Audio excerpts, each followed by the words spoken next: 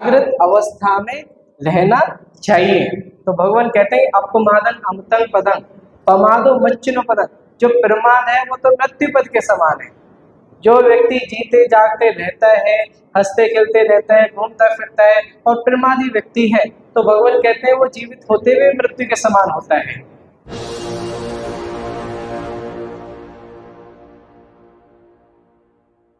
सभी उपासक उपासिकाएं जो समता बुद्धियाल में धम्मपद महोत्सव में आए हैं, उनका सभी का स्वागत है।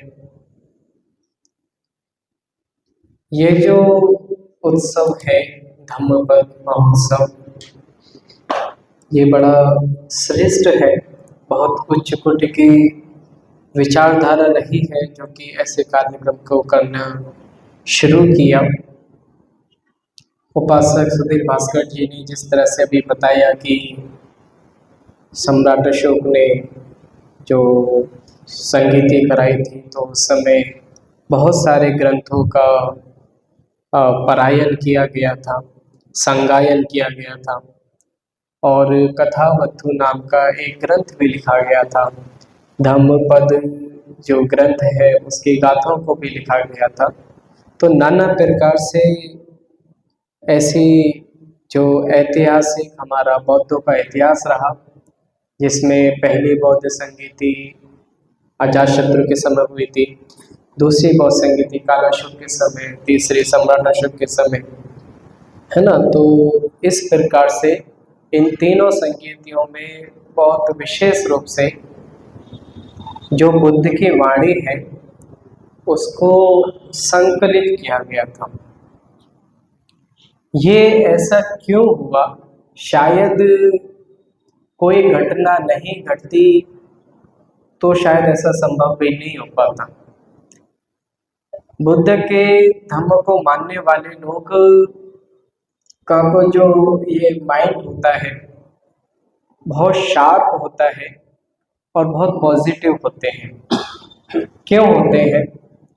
क्योंकि उनका मानना ऐसा होता है कि ये जो बाहरी घटनाएं हो रही हैं ऐसे तो होती ही हैं, परंतु इसके होने पर मेरा क्या रिएक्शन है या मेरा क्या कर्तव्य है, ये बौद्धों की एक पहचान होती है, समझदार व्यक्ति की पहचान होती है। तो बुद्ध काल में एक ऐसी घटना घटी जब भगवान महापरिनिर्वाण को प्राप्त कर रहे होते हैं और उससे पहले एक सुभद्र नाम के जो परिव्राजक होता है उसकी दीक्षा होती है। वो भगवान से उनको वंदन करने आता है, उनके दर्शन करने आता है और मात्र दर्शन करने ही नहीं, वो कहता है कि जब इतने बड़े व्यक्ति, बुद्ध जैसे व्यक्ति जब मेरे सामने जीवंत हैं तो मैं क्यों किसी दूसरे की तरफ जाऊं, मैं उनसे ही क्यों ना धम्म सीखूं। तो वो बुद्ध से दीक्षा भी लेता है, अंतिम परिव्राजक भी बनता है। और उसी काल में एक और सुभद्र नाम का व्यक्ति होता है, दो होते हैं। तो वो व्यक्ति बुद्ध की ऐसे मृत्यु महापरिनिर्वाण होने पर बड़ा ऐसे उल्लास मनाता है, कहता है कि बहुत अच्छा हुआ कि बुद्ध की मृत्यु हो गई, बुद्ध मर गए। अगर बुद्ध मर गए हैं तो ये बड़ा खुशी का समय है कि हम जो भिक्षु हैं हमको अब कोई रोकने टोकने वाला नहीं है कि क्या करना है कैसे करना है, अब हमारे मन में जो आएगा हम जैसे वैसे ही करेंगे। तो ऐसा सोच करके और भिक्षु को भी कहता है कि मत रो, ये खुशी का समय। तब आनंद है, उपाली है, ये महाकश्यप है, ये लोग बड़े चिंतित होते हैं। क्यों होते हैं?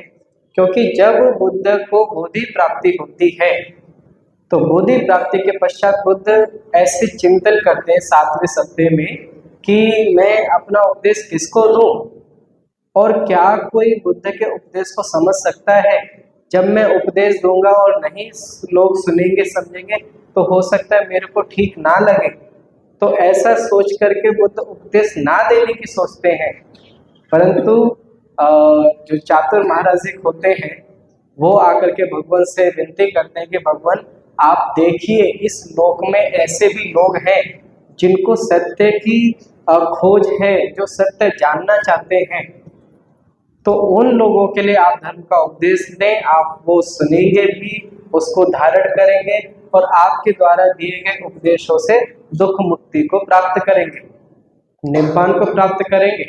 तो ऐसा करके जब वो विनती करता है, बुद्ध देखते हैं तो उपदेश भी देते हैं। जब बुद्ध ने उपदेश दिया, उपदेश दे करके 45 वर्ष तक निरंतर जो बुद्ध वाणी है तो उसको जब दिया, और जब ऐसा समय आया कि लोग उसको मानना नहीं चाहते, उसको चलना नहीं चाहते, तब आनंद ने, उपाली ने, कश्यप ने और भी जो ठीक भिक्षु रहे, उन्होंने सोचा कि अगर ऐसा ही रहा तो फिर ये भविष्य में तो बुद्ध की वाणी समाप्त हो जाएगी। तो उसी बुद्ध की वाणी को समाप्त ना हो इसलिए पहली बौद्ध संगीति की गई कि सभी जो बुद्ध की वाणी है, बुद्ध का जो विनय है, बुद्ध का जो घटनाएं हैं, बुद्ध का जो दर्शन है, उसका सबका संगायन किया जाए। और 500 अरहत भिक्षु उनको बिठा करके उसका संगायन किया। तो ये इस तरह से बौद्धों का जो ग्रंथ है वो तैयार हुए। पहली बौद्ध संगीति हुई, फिर दूसरी हुई वैशाली में। उस समय 10 बत्थुनी करके एक बात है कि उसमें बहुत सारी 10 बातें होती हैं जिनको भिक्षु लोग नहीं पालन करते हैं, तो उसके कारण दूसरी बौद्ध संगीति होती है। तीसरी बौद्ध संगीति जब होती है सम्राट अशोक के समय, तो उस समय बुद्ध की विचारधारा को मानने वाले लोगों की के 18 संप्रदाय हो जाते हैं। वो क्या कहते हैं कि ये बात तो बुद्ध की है लेकिन मैं इस तरह से मानूंगा, और इस तरह से मानने वाले लोगों के अपना अलग गुट बन गया। जैसे इस प्रांगण में अभी जब पूजा हो रही थी तो हमने देखा कि जब तीसरे पंसील हो रही है तो कोई व्यक्ति अपने मोबाइल पर स्क्रॉल कर रहा है, और आप उसको कह नहीं सकते आप बुद्धिस्ट नहीं हो, क्योंकि वो दावा करता है बुद्धिस्ट हो। बट एक सिस्टम के अनुसार जब एक संघ ने एक सिस्टम बनाया कि एक साथ बैठना है, हाथ जोड़ना है, वंदन करना है, तीसरा ग्रहण करना है, तो सिस्टम को फॉलो करना। वो व्यक्ति कहेगा मैं तो शीलों का पालन करता हूँ, आप कैसे कह सकते हो बुद्धिस्ट नहीं हो? नहीं। तो ऐसे ही बहुत सारे गुट हो जाते हैं। जब तीसरा पंसील ग्रहण करते हैं तो उपासक जी हाथों को ऐसे करके नहीं बैठते, हाथों को ऐसे करके बैठते हैं, हमको भिक्षु से मांग रहे हैं। तो जब भिक्षु दे रहे हैं तो उसको सम्मान के साथ स्वीकार करना, उसको ग्रहण करना, इसलिए ऐसे करके बैठना चाहिए। जब विपश्यना करते हैं तब हाथों को ऐसे ऐसे जैसा भी ठीक हो वैसे बैठो। तो ऐसे जब 18 संप्रदाय हुए, तो संप्रदाय 18 विचारधाराएं, तब सम्राट अशोक ने जब संगीति कराई 1000 भिक्षु थे, और उन सभी को एक एक करके सभी के मत सुने और उनका खंडन करते करते करते करते मात्र 4 जो विचार थे, सौतांत्रिक, वैभाषिक और माध्यमिक, शून्यवाद, योगाचार, विज्ञानवाद, इनको स्वीकार किया गया, जो कि आचार्य नागार्जुन जिनका बहुत बड़ा रोल है शून्यवाद के विस्तार के लिए महायान परंपरा में। तो इस तरह से नाना प्रकार से बहुत सारे तरीके रहे जिसमें बुद्ध की वाणी को संकलित किया गया। और सबसे जो श्रेष्ठ रहा कि चौथी बौद्ध संगीति जब राजा वट्टगामनी अभय के समय में लंका में हुई थी, तो लंका में सबसे श्रेष्ठ काम क्या हुआ कि बहुत सारे भिक्षुओं को ऐसे बिठा करके और सभी से सुत्तों का संगायन कराया। अब संगायन होने के बाद उनको बोला कि इन सुत्तों को तोड़ो। किस तरह से तोड़ना है कि कौन सा सूत्र लंबा है, कौन सा छोटा है, कौन सा मिक्स्ड है, कौन सा बहुत जरूरी है, कौन सा ऐसा है कि जो विशेष रूप से जानने के योग्य है। नाना प्रकार से उसकी क्लासिफिकेशन किया गया, वर्गीकरण किया गया। तो जब वो वर्गीकरण हुआ तब वो 3 बॉक्सेस पिटारियों में उसको जिसे हम त्रिपिटक कहते हैं, 3 पिटक, तो बुद्ध की वाणी को अलग अलग 3 पिटारियों में संकलित किया गया, जिसमें एक भिक्षु संघ के लिए विनय पिटक को बताया। विनय पिटक भिक्षुओं के लिए मैंडेटरी है, उसको पढ़ना, उसको समझना, उसको फॉलो करना।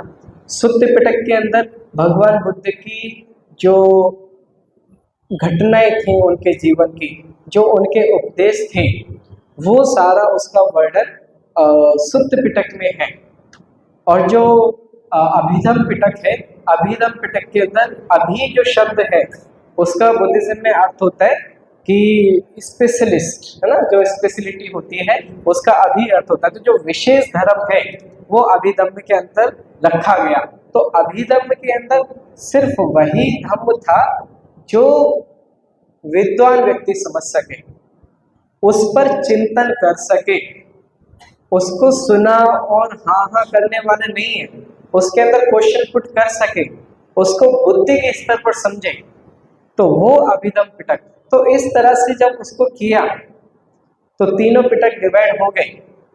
अब तीन पिटक में जैसे जो सुत्त पिटक है, सुत्त पिटक के जैसे अभिधम के विनय के भी अपने अपने ग्रंथ हैं, लेकिन सुत्त पिटक में 5 ग्रंथ हैं मुख्य रूप से, उसके अंदर भी।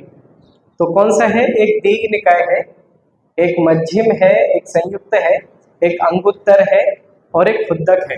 दीघ मतलब दीर्घ, लॉन्ग लॉन्ग डिस्कोर्सेस, जिसमें भगवान बुद्ध के 1-1 घंटे का उपदेश मिलता है। फिर आता है मध्यम, है ना, मध्यम निकाय, उसमें भगवान बुद्ध के छोटे उपदेश हैं। मध्यम निकाय के अंदर बहुत सारे सुत्त हैं जिसमें भगवान ने दर्शन की भी बात कही है। प्रतीत्य समुत्पाद जो है वो आपको विनय में भी मिलेगा, सुत्त में भी मिलेगा और अभिधम्म में भी मिलेगा, और उसको समझना बहुत जरूरी है। प्रतीत्य समुत्पाद को अगर आप नहीं समझते तो आप बुद्ध के धम्म को नहीं समझते। प्रतीत्य समुत्पाद कि कैसे अविद्या के कारण, कैसे मूर्खता के कारण, मोह के कारण आप दुख में पड़ते हो, भवचक्र में पड़ते हो, और कैसे आप दुख से जब आप मुक्त, अविद्या से मुक्त होते हो, जब आप बुद्धि का, विवेक का इस्तेमाल करने लग जाते हो, सही गलत का अंतर समझने लग जाते हो, तब आप भव सागर से निकलने के लिए आपकी सीढ़ियां बढ़ती चली जाती हैं, आप उन पर कदम रखते रखते आप निर्वाण को प्राप्त हो जाते हो। तो ये प्रतीत्य समुत्पाद समझना। तो सुत्त पिटक में दीघ निकाय, मध्यम निकाय, फिर एक संयुक्त निकाय है। संयुक्त निकाय के अंदर एक सगाथ वग्ग करके आता है, उसमें एक गाथा है कि अंतो जटा बही जटा, जटाए जटिता पजा, तंग तंग गौतम पुच्छामि हो इमंग विजटय जटंग। ये आपको संयुक्त निकाय में भी मिलेगा।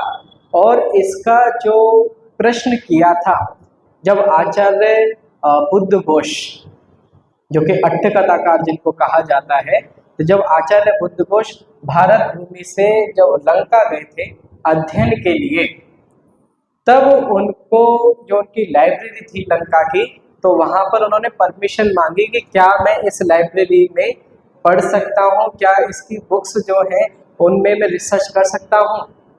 तो जैसे किसी काल में नालंदा में ट्रेडिशन था कि उसमें एंट्री करने से पहले आपका इंटरव्यू लिया जाएगा, एज इट इज आचार्य बुद्ध घोष का भी लिया। तब उन्होंने पूछा कि अंतो जटा मतलब अंदर भी जटाएं हैं, जंजाल है, बाहर भी जंजाल है ना, तो कौन ऐसा व्यक्ति हो सकता है जो कि इस जंजाल से मुक्त हो। तब वो आचार्य बुद्ध घोष कहते हैं, उसी के प्रसंग में आता है कि सीले पतिठय नरो सपयो चित्तंग पयंच भावयं आतापि निप्पो भिक्खु सो इमंग विजटय जटंग। ये आप सभी के लिए, क्योंकि बहुत जब लंबा अरसा हो जाता है विहार में जाने वाले का, जैसे कि 10 साल, 15 साल, 20 साल, तो आपको फिर दिखना चाहिए कि आपको इतना समय हो गया है बुद्धिज्म में। क्यों? क्योंकि आपके अंदर विनम्रता आनी चाहिए, आपके अंदर करुणा आनी चाहिए, आपकी आंखों में प्रेम उमड़ना चाहिए। ये व्यक्ति के अंदर ऐसे भाव उत्पन्न होना चाहिए। क्यों? क्योंकि जो बुद्ध के धर्म को पालन करता है, शील का, समाधि का, प्रज्ञा का अभ्यास करता है, तो उसका जो शरीर है वो भी बड़ा ऐसे बुदबुदेदार, बड़ा कोमल होता है, और उसका जो चित्त होता है वो भी बड़ा शांत होता है। दूसरा व्यक्ति मात्र देखने भर से ही आपसे प्रेरित होता है, तो ये जो शीले प्रतिष्ठा का अर्थ है कि शील में प्रतिष्ठित होने वाला व्यक्ति, शीले प्रतिष्ठा नरो सपयो, जो संपन्न है किसमें है, शील में, और प्रज्ञा का अभ्यास करने वाला है, समाधि का अभ्यास करने वाला है, वैसा ही भिक्षु या उपासक जो भी है वही इस जंजाल से बाहर निकल सकता है। सो एमं विजिटे जटं, कि वही व्यक्ति इस जटा से बाहर निकल सकता है। तो इसके ऊपर उन्होंने एक ग्रंथ बना दिया जिसको आपने पढ़ा होगा, विशुद्धि मग्ग।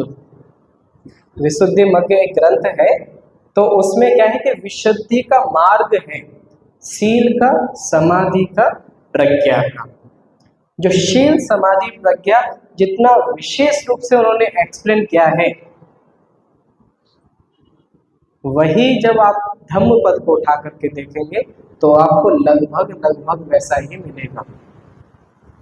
सुत्त पिटक का भाग है संयुक्त निकाय, उसके बाद अंगुत्तर निकाय, खुद्दक निकाय। खुद्दक निकाय के जो अलग 15 भाग हैं, खुद्दक, पाठ, धम्मपद, उदान, इति, उत्तर, सुत्त निपात, विमान वत्थु, पेत वत्थु, थेर गाथा, थेरी गाथा, जातक, निर्देश, पटि संविदा, मग, अपदान, बुद्ध वंशचर्या, पिटक। तो जो जातक है, जातक भी इसी के ही भाग है। थेर गाथा, थेरी गाथा का भी, थेरी गाथा ये भी इसी का भाग है।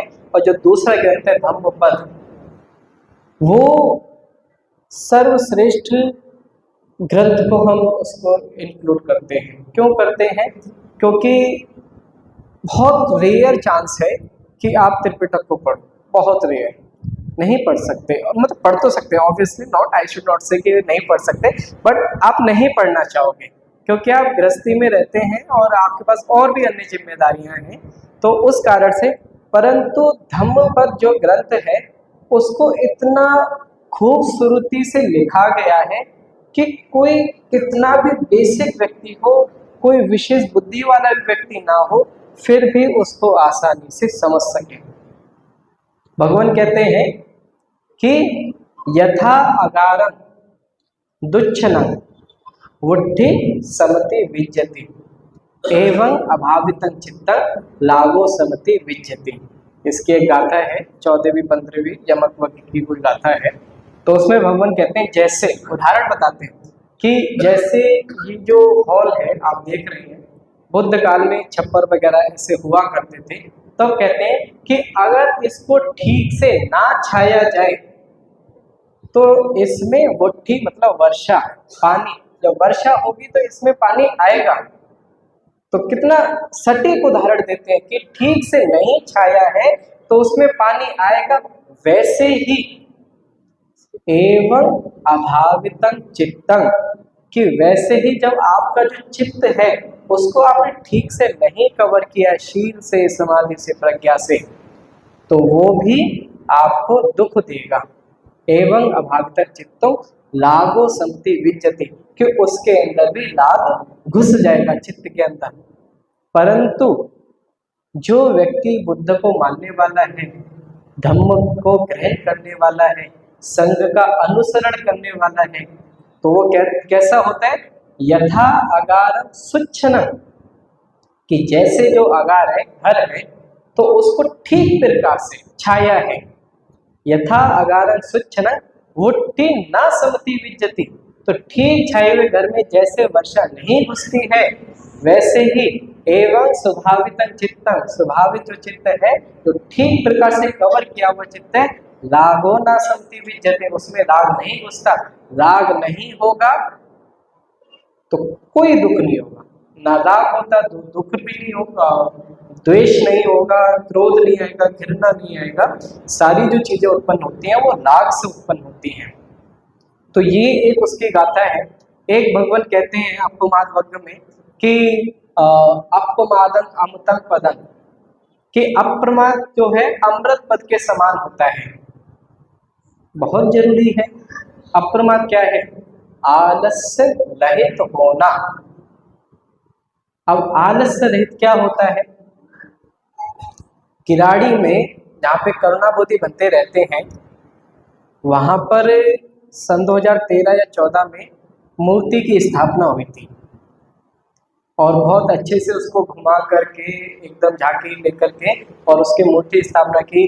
लंका से कई भिक्षु लोग थे, अपने इंडिया से बहुत बड़े तादाद में ऐसे भिक्षु लोग थे। तो वहाँ पर जब मैं बहुत छोटा था तो एक बनते थे, उन्होंने मेरे से बोला कि ऐसे पासन था कि तुम आलस मत करना। तो मुझे नहीं पता था, तो मैंने बोल दिया कि नहीं बनते, मैं आलस नहीं करता, मैं सुबह बहुत जल्दी उठ जाता हूँ, क्योंकि बनते जी का खौफ हुआ करता था तो टाइम से सारी चीज़ें करना। तो कहते हैं कि नहीं नहीं, वो आलस नहीं होता है, आलस होता है कि जीवन में किसी गलत आदत में मत पड़ जाना, अपने आप को सही बनाए रखना। तो बिल्कुल सही बात है। एक्चुअल में आलस से विरत तो यही है। अगर आप 6 बजे उठते हैं, किसी दिन 8 बजे उठ गए, ये कोई बहुत बड़ा आलस, बहुत बड़ा प्रमाद नहीं है, परंतु अगर आप शील का पालन नहीं कर रहे हो, ये बहुत बड़ा प्रमाद है। जागृत अवस्था में रहना चाहिए। तो भगवान कहते हैं अपमादन अमतंग पदं पमादो मच्चिनो पदं, जो प्रमाद है वो तो मृत्यु पद के समान है। जो व्यक्ति जीते जागते रहता है, हंसते खेलते रहता है, घूमता फिरता है और प्रमादी व्यक्ति है, तो भगवान कहते हैं वो जीवित होते हुए मृत्यु के समान होता है। इसलिए हमको अच्छे कर्मों में हमेशा लिप्त रहना चाहिए। प्रत्येक दिन कोशिश की जानी चाहिए 10 मिनट, 20 मिनट, आधा घंटा, 1 घंटा विपश्यना करने का। प्रतिदिन कोशिश करो, प्रतिदिन कोशिश करो कि भगवान के सामने आप तीसरण गमन कर सको, पंचशील को धारण कर सको, बुद्ध धम्म संघ की वंदना कर सको। डेफिनेटली डेफिनेटली जब आप बुद्ध के सामने वंदना करोगे शाम को मात्र 10 मिनट के लिए, आप उसके बाद देखेंगे कि उसके बाद जो 4 घंटे 6 घंटे हैं, उस समय आपका चित्त बड़ा शांत मिलेगा। आप भगवान से कुछ मत मांगो, सिर्फ अच्छी जो बातें हैं उनको चांट करो अपने शब्दों के द्वारा। जब शब्दों से करोगे, जो आसपास का वातावरण होगा वो शुद्ध बनेगा, आपका चित्त शुद्ध होगा। ऐसे ऐसे बौद्ध उपासक लोग हैं जो जिनको इतने सूत्र याद हैं जितने शायद बहुत सारे भिक्षुओं को भी नहीं होंगे। मैं मास्टर डिग्री जब मैं लखनऊ से जब करता था, तो एक पारुल मेश्राम करके एक लड़की थी जिसके पिताजी हैं दिनेश मेश्राम, जो विपश्यना आचार्य हैं। यहाँ पर एक बार आए भी, कई बार आए होंगे, एक बार मेरी भी मुलाकात हुई। तो उनकी बेटी को लगभग लगभग 20-25 सूत्र याद है, मुझे भी नहीं याद उतना। और उसके बाद प्रतिदिन उसका मेडिटेशन करना, 30-30 दिन, 45-45 दिन के कोर्स करना। तो ये क्या है, ये एक उपासक जब अप्रमादी हो जाता है और जब प्रमाद से विरत होने लग जाता है, जब उसको सत्य में एकदम इंटरेस्ट आने लग जाता है, तो वो व्यक्ति फिर किसी की नहीं सुनता।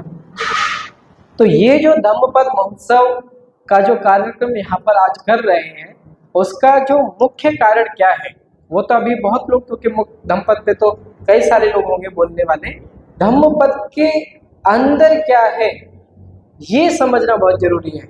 और धम्मपद के अंदर जो है उसको समझना, उसको अपने अंदर धारण कर लेना बहुत श्रेष्ठ बात है। तो इन्हीं बातों के साथ आप सबको बहुत बहुत मंगल कामनाएं, बहुत साधुवाद कि आप सभी लोग इस अच्छे कार्यक्रम में उपस्थित हुए। डेफिनेटली अप्रमादी लोग हैं जो ऐसे समय पर आ भी गए यहाँ पर धम्म को सुनने के लिए। तो आप सबको बहुत बहुत मंगल कामनाएं, बहुत बहुत साधुवाद।